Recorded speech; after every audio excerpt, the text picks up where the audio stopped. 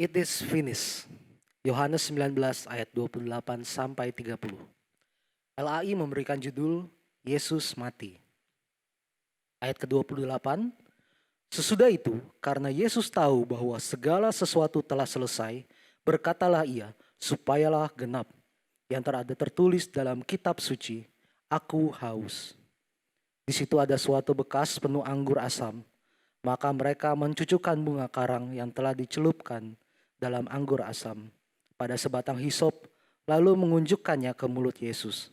Sesudah Yesus minum anggur asam itu, berkatalah ia, sudah selesai. Lalu ia menundukkan kepalanya dan menyerahkan nyawanya. Apa yang kita rasakan ketika kita berhasil menyelesaikan suatu tugas? Pasti kita berkata, mantap. Atau juga, selesai juga. Sudah selesai. Pasti ada perasaan lega, puas, senang. Kurang lebih mungkin seperti itu perasaan yang dirasakan oleh Yesus. Ketika ia menyelesaikan pekerjaannya di atas kayu salib, dia berkata, sudah selesai.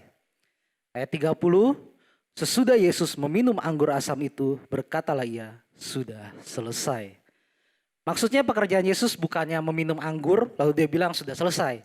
Tetapi di sini pekerjaan yang Yesus lakukan adalah suatu pekerjaan yang agung, yang luar biasa, yang tidak akan ada seorang pun yang mampu melakukan pekerjaan ini selain Yesus. Alkitab berkata tidak ada kasih yang lebih besar daripada kasih seseorang yang memberikan nyawanya untuk sahabat-sahabatnya. Di dalam bahasa Yunani, seperti yang kita tahu, kata sudah selesai menggunakan kata tetelestai. Tetelestai merupakan suatu tindakan yang sudah selesai dan hasil dari pekerjaan itu untuk selamanya.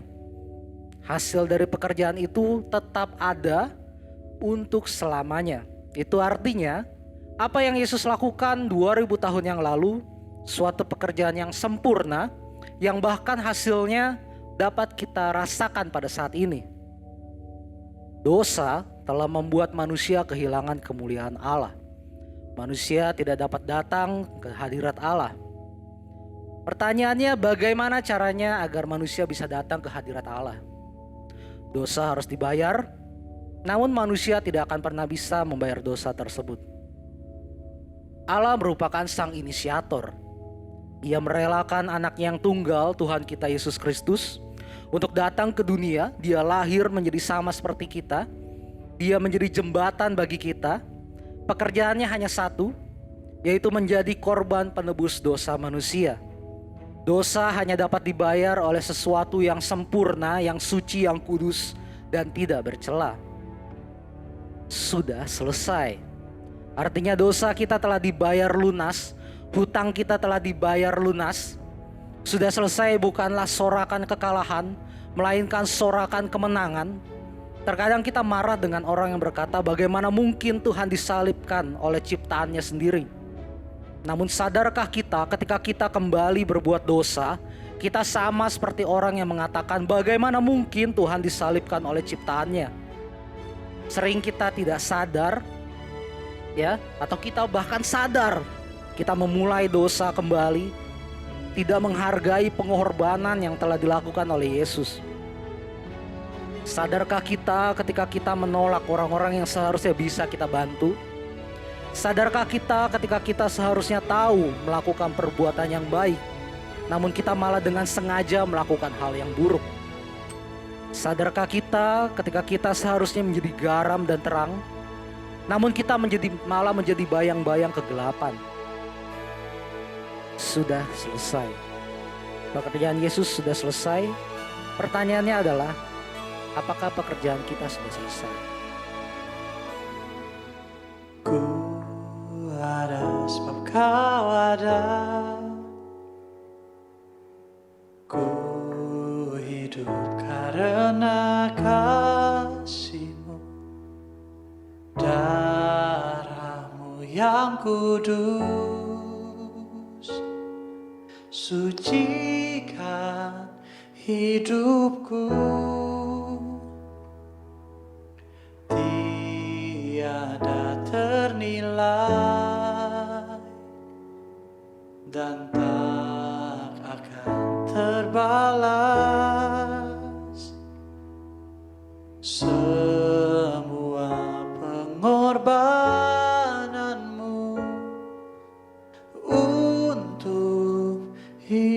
hidupku.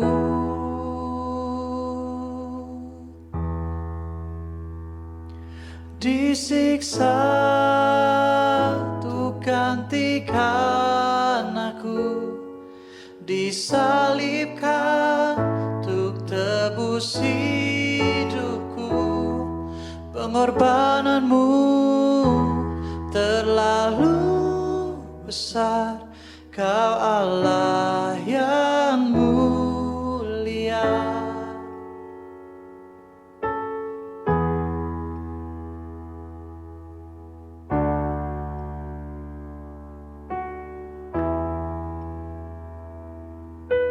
Ku ada sebab Kau ada, ku hidup karena kasih-Mu, darah-Mu yang kudus sucikan hidupku. Tiada ternilai dan tak akan terbalas semua pengorbananmu untuk hidupku. Disiksa untuk gantikan aku, disalibkan untuk tebus hidupku. Pengorbananmu terlalu besar, Kau Allah yang mulia. Disiksa untuk gantikan aku, disalibkan untuk tebus hidupku. Pengorbananmu terlalu besar,